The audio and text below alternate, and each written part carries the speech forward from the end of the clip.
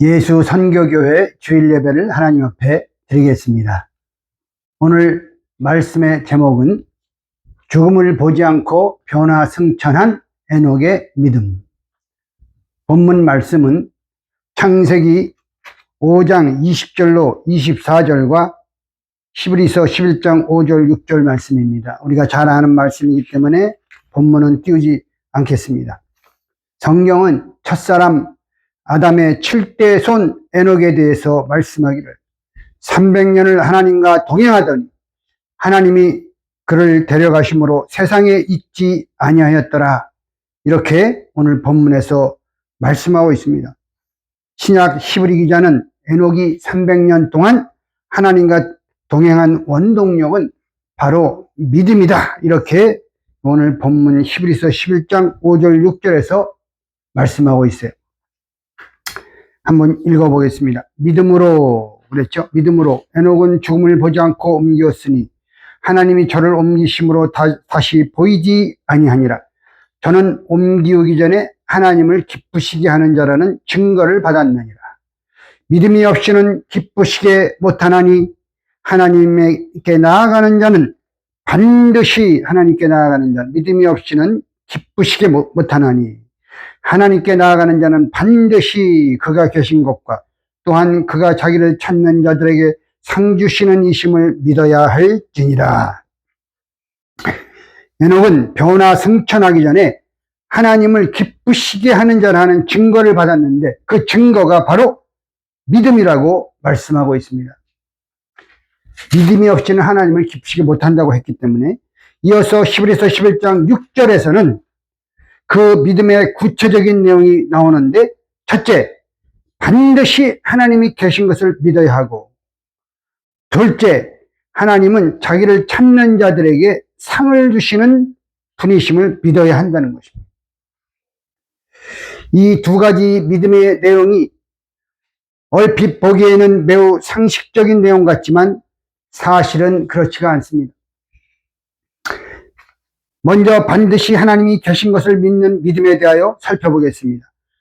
우리가 반드시 하나님이 계신 것을 믿는다 할 때 그저 막연히 하나님이 존재한다는 사실만을 믿는 것이 아니라 여기에는 두 가지 의미가 대포되어 있습니다.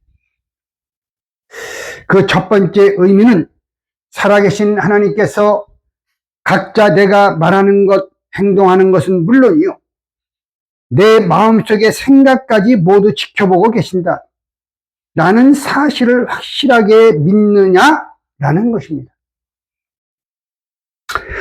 다윗은 시편 139편 1절로 4절에서 이렇게 고백했습니다. 여호와여, 주께서 나를 감찰하시고 아셨나이다.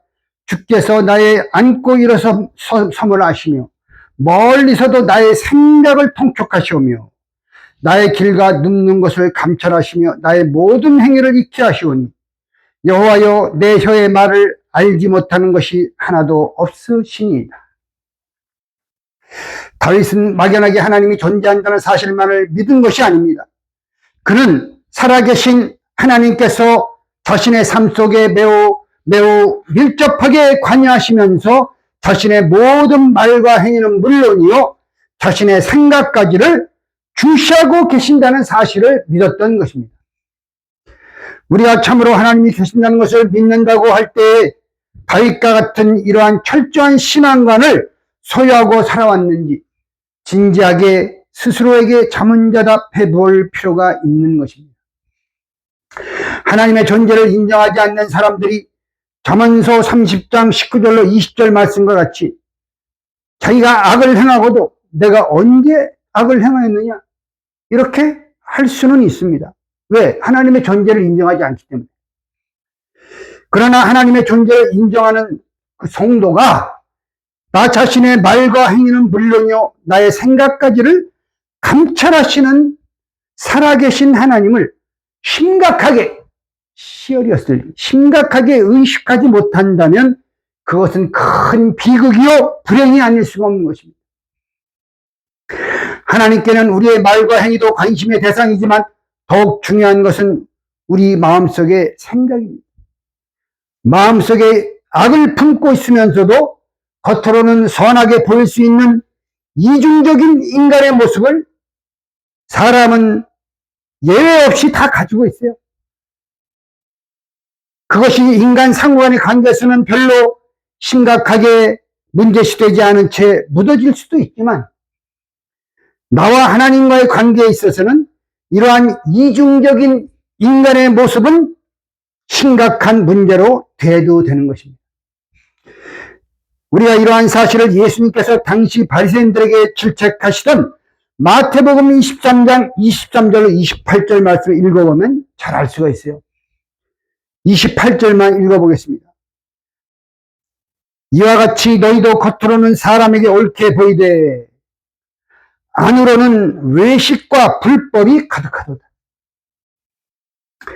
인간은 겉모습을 보고 사람을 판단하지만 하나님께서는 마음의 중심을 보시고 판단하십니다. 사무엘상 16장 7절이죠. 그러므로 성도된 우리가 이러한 하나님의 의중에 초점을 맞추는 신앙생활을 하지 않은 채 하나님을 기쁘시게 해드린다는 것은 참으로 불가능한 것이죠. 그러므로 우리는 시편 139편 23절 24절이나 시편 51편 10절과 같이 기도해야 됩니다.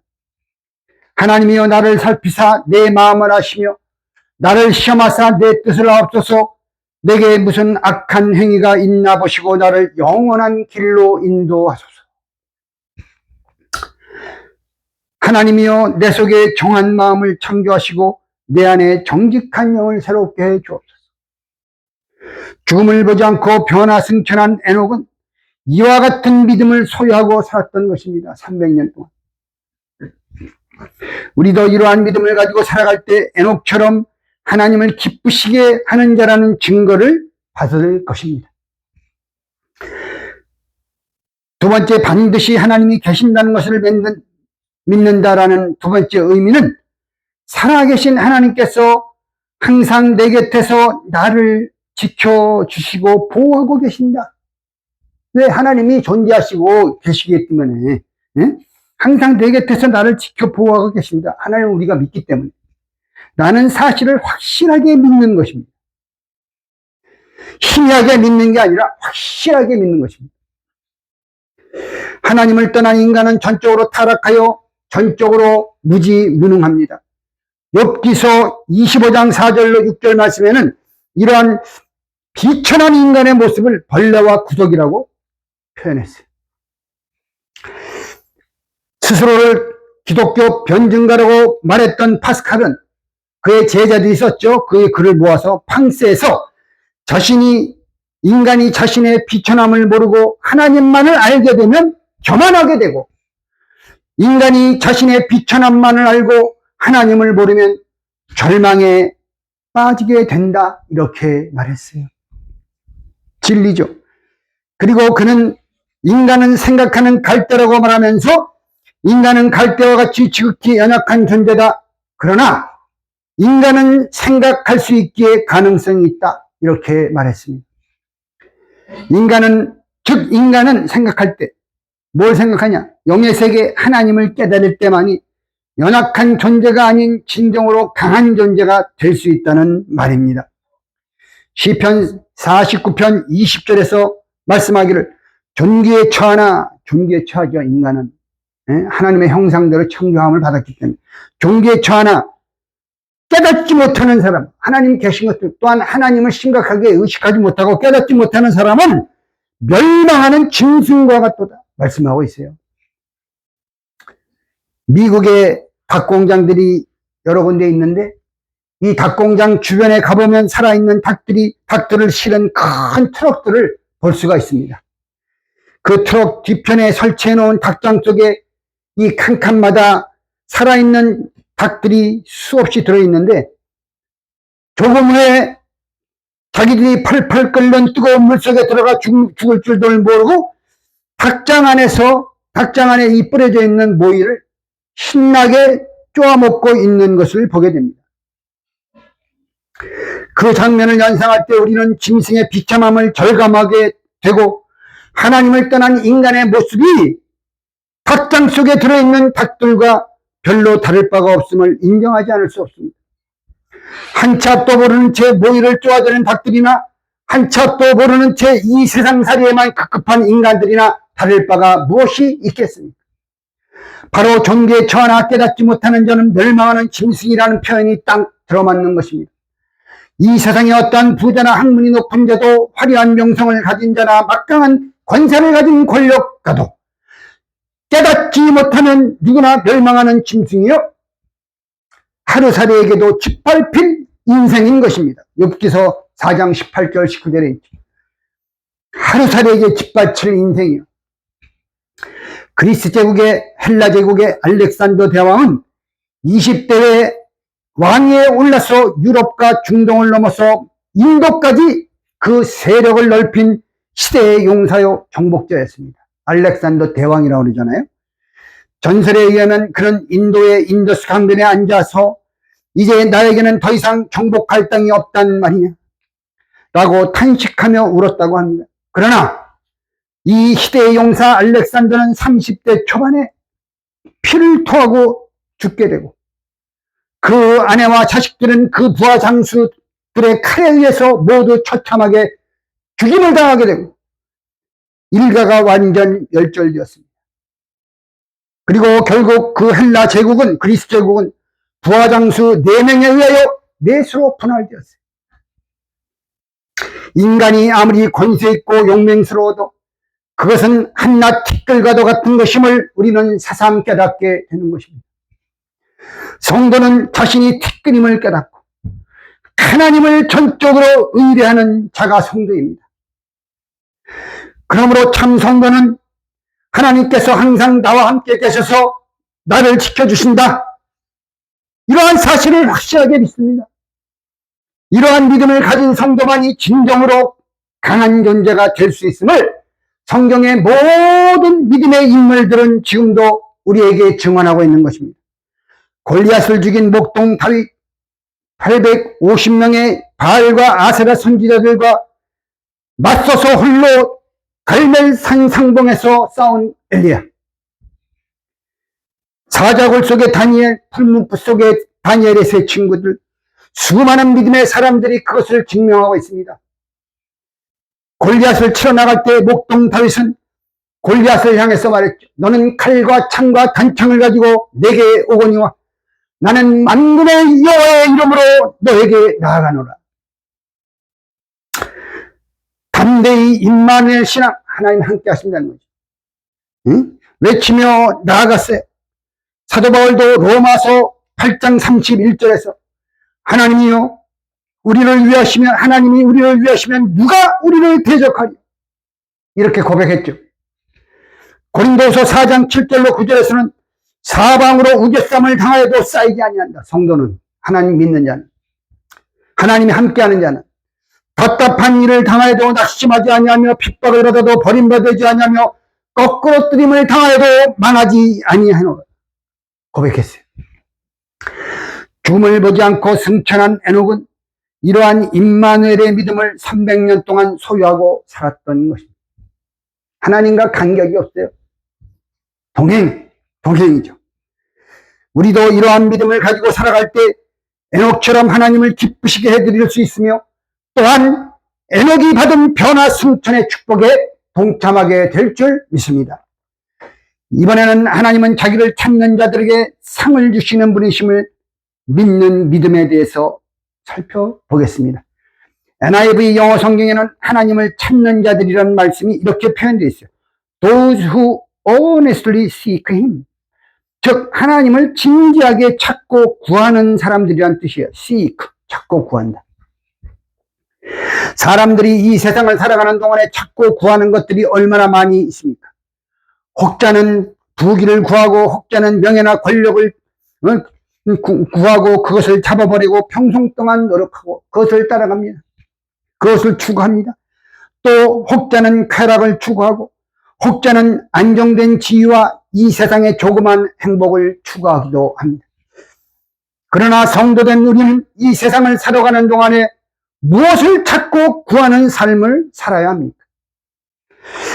히브리서 11장 6절 본문은 우리 성도들에게 그 해답을 정확하게 제시해주고 있습니다.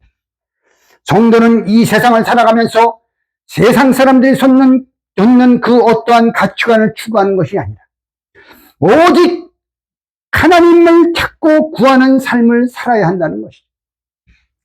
그리고 그러한 삶을 살아갈 때 하나님께서 약속하신 상을 반드시 나에게 주실 것이다. 이러한 확고한 믿음을 소유해야 한다는 것입니다. 그러면 우리에게 있어서 하나님을 진지하게 찾고 구하는 삶이란 과연 무엇입니까? 요한복음 1장 1절에서 태초에 말씀이 계시니라 이 말씀이 하나님과 함께 계셨으니 이 말씀은 곧 하나님이시니라. 그러므로 하나님을 찾고 구하는 삶이란 하나님의 말씀을 추구하는 삶, 하나님의 말씀을 쫓아가는 삶을 의미하는 것입니다.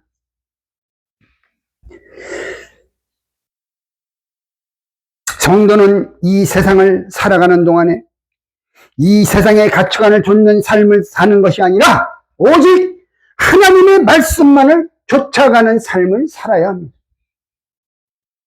고린도서 3장 1절 2절에서 그러므로 너희가 그리스도와 함께 다시 살리심을 받았으면 위의 것을 찾으라 그랬죠. 여기서도 찾으라. 네? 거기는 그리스도께서 하나님 우편에 앉아 계시니라 위의 것을 생각하고 땅의 것을 생각하지 말라. 이 말씀에서 땅의 것이란 세상적인 모든 가치관을 의미하는 것이죠. 네?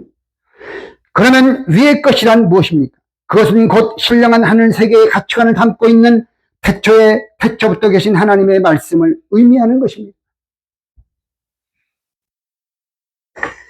성도는 하나님의 주권적인 은혜로 말미암아 예수 그리스도 안에서 하나님 아버지의 자녀로 부르심을 받은 영화로운 존재예요. 이 세상으로부터 구별된 하늘의 시민권을 가진 신령한 하늘에 속한 사람들이 빌립보서 3장 20절에 있죠. 우리가 비록 이 세상에 몸담고 살아가고 있지만 성도의 삶의 가치관은 세상 사람들의 가치관과는 하늘과 땅만큼이나 커다란 차이가 있다는 것을 깊이 인식해야만 합니다. 진정한 성도는 어떠한 상황 속에서도 위의 것, 즉 하나님의 말씀만을 추구하고 말씀만을 쫓아갑니다. 그리고 그러한 삶을 살아갈 때 하나님께서 약속하신 상이 있어요. 상이 자신에게 반드시 주어진다는 것을 확실하게 믿어야 하는 것입니다. 믿음의 조상 아브라함의 삶을 통해서 우리는 무엇이 과연 말씀을 쫓아가는 삶인지를 분명히 깨달을 수가 있습니다. 창세기 12장 1절로 4절 말씀 볼 때 하나님께서 아브라함에게 이르시기를 본토 친척 아비집을 떠나라 말씀하고 계십니다. 그때 아브라함의 나이가 75세였어요. 75세 나이까지 자리 잡고 살던 그 자신의 정착지를 사실은 그 하란에서는 그보다 짧은 세월을 살았죠. 하지만 갈대아우르 또는 하란에서 75세까지 그 자리 잡고 살았던 자신의 정착지를 어떠한 인간적인 연고 없이 무작정 떠나 다른 곳으로 낯선 땅으로 이주한다는 것이 얼마나 큰 위험 부담이 있는지를 아브라함이 모를 리가 없습니다. 우리와 같은 성경을 가진 사람입니다. 어느 누가 자신이 오랫동안 일궈놓은 안정된 삶의 자리를 뿌리치고 선뜻 다른 곳으로 떠날 수가 있겠어요?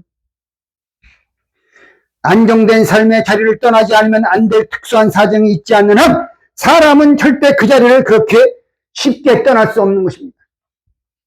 그러나 아브라함은 그 어떠한 특수한 개인 사정으로 인하여 자신의 정착지를 떠난 것이 아니라 하나님의 말씀을 쫓아서 그 자신이 살던 정착지를 떠났다.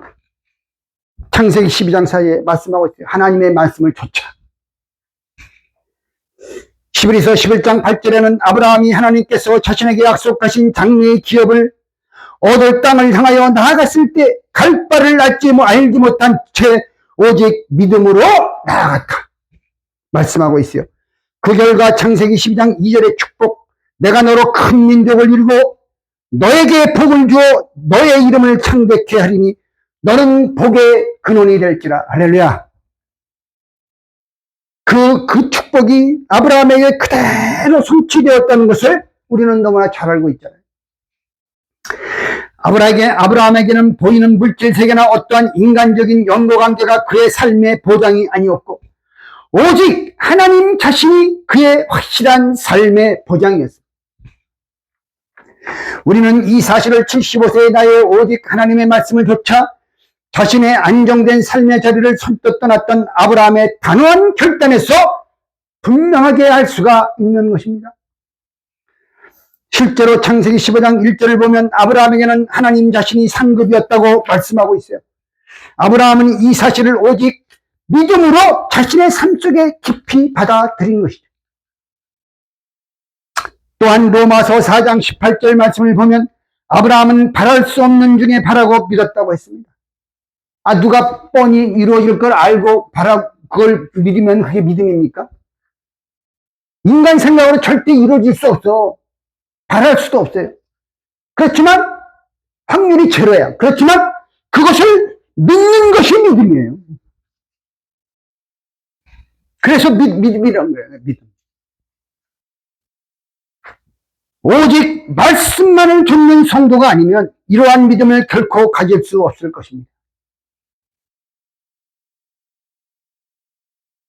또한 아브라함이 독자 이삭을 번제로 바치는 시험을 통과할 수 있었던 것은 그의 삶의 초점이 오직 말씀에 고정되어 있었기 때문에 히브리 11장 17절로 19절 말씀을 보면 우리는 그 사실을 분명하게 알 수 있습니다. 아브라함이 그 독자 이삭을 번제로 바치라는 하나님의 명령을 따를 수 있었던 것은 비록 자기가 독자 이삭을 죽여도 하나님께서는 그 죽은 이삭을 다시 살리실 줄로 믿었다는 것이에요. 왜? 하나님께서는 애당초 아브라함에게 말씀하시기를 너의 자손 이삭으로, 너의 자손으로 칭할 자는 이삭으로 말미암으리라 이렇게 약속하셨기 때문에 하나님이 자신의 신실하신 약속을 지키기 위해서는 죽은 이삭을 다시 살리실 수밖에 없을 것이다. 이렇게 아브라함은 믿었던 것입니다. 이처럼 아브라함의 믿음의 시선은 한치의 빗나감 없이 하나님의 언약의 말씀에 초점이 맞춰져 있었습니다. 그것이 오로지 말씀을 듣는 삶이에요. 실로 하나님의 말씀에 초점을 맞추고 그 말씀만을 쫓아가는 아브라함의 장엄한 믿음의 행진 앞에서는 인간의 이성과 상식과 경험 등은 한낱 티끌과 같을 수밖에 없는 것입니다. 그리고 하나님께서는 이처럼 오직 말씀만을 쫓아가는 아브라함에게 열국의 아비라는 엄청난 축복을 주셨습니다. 우리가 예수 그리스도를 믿는 믿음으로 말미암아 신령한 아브라함의 후손이 되었다면 오직 하나님의 말씀만을 좇은 아브라함의 살아있는 믿음의 발자취를 우리도 온전히 따라가야 할 것입니다. 그렇게 될 때 우리도 아브라함과 함께 복을 받는다고 갈라디아서 3장 9절에는 분명하게 말씀하고 있습니다. 우리가 참으로 하나님을 기쁘시게 하기를 원한다면 험난한 이 세상 가운데에서 다른 것 따라가지 말고 오직 하나님의 말씀만을 쫓아가야 합니다. 그리고 그러한 삶을 살아갈 때 반드시 하나님의 약속하신 상을 내가 받을 것이다. 이러한 확고한 믿음을 우리는 소유해야만 하는 것입니다. 에녹은 300년 동안이나 300년 동안이에요. 당연히 300년 동안이나 거칠고 험악한 이 세상에서 오직 하나님의 말씀만을 쫓아가는 믿음의 삶을 살았고 간격이 없어요. 동행. 그 결과 마침내 죽음을 보지 않고 하늘로 승천하게 되었던 것입니다. 우리 성도들도 아브라함과 에녹처럼 하나님을 기쁘시게 하는 자라는 증거를 받아야 돼요.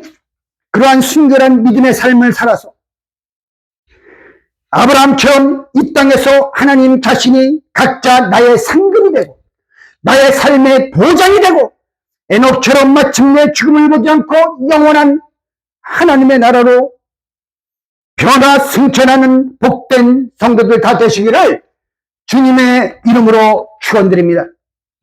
기도드리겠습니다. 살아계신 아버지 하나님, 오늘 주신 말씀처럼 저희들도 변화 승천한 에녹과 같은 믿음을 가지고 살아갈 수 있도록 축복해 주시옵소서. 하나님이 계신 것과 하나님은 자기를 찾는 자들에게 반드시 상 주시는 분이심을 믿는 저희들이 다 되게 축복해 주시옵소서. 살아계신 아버지 하나님, 에녹이 아담과 같이 300년 동안 동행했지만 아담이 살아있는 동안 243년 동안 살면서 하나님과 동행을 했을 뿐만 아니라 또한 아담이 죽은 이후에도 57년 동안이나 자기에게 하나님의 말씀을 전해준 그 아담이 죽은 이후에도 57년 동안이나 홀로 변함없이 하나님과 동행했습니다. 그렇다면 우리들도 전에나 이제나 초지일관 변함없이 하나님과 동행하여 오직 하나님의 말씀만을 쫓아가서 마침내 죽음을 보지 않고 변화되어 승천하는 복된 역사가 있게 축복해 주시옵소서. 말씀이 참이라는 사실을 저희들이 변화의 열매가 되어서 만천하에 증거하게 주시옵소서. 이제 눈물도 아픔도 이별도 없는 천국에서 사랑하는 아버지 하나님을 기쁨으로 다시 뵈는 그날까지 오직 말씀만을 쫓아가며 생명 바쳐 하나님의 나라가 이루어지는 데 충성하는 저희들이 다 되게 축복해 주시옵소서. 이루어 주실 줄 믿사옵고 우리 구주 예수 그리스도의 존귀하신 이름 높이 받도록 간절히 기도드리옵나이다. 아멘. 축도로서 예배를 마치겠습니다.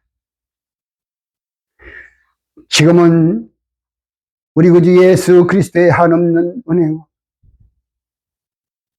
우리에게 변화의 말씀을 허락해 주신 놀랍고도 신비롭고도 오묘하신 하나님의 극진하신 사랑하심과 성령님의 내주 교통 인도 역사하심이 우리 예수 선교교회 성도들 머리 위에 또한 사랑하는 말씀을 쫓아가는 사랑하는 모든 성도들과 모든 아버지 하나님의 교회들 위해 이제로부터 영원토록 함께 있을지어다. 아멘.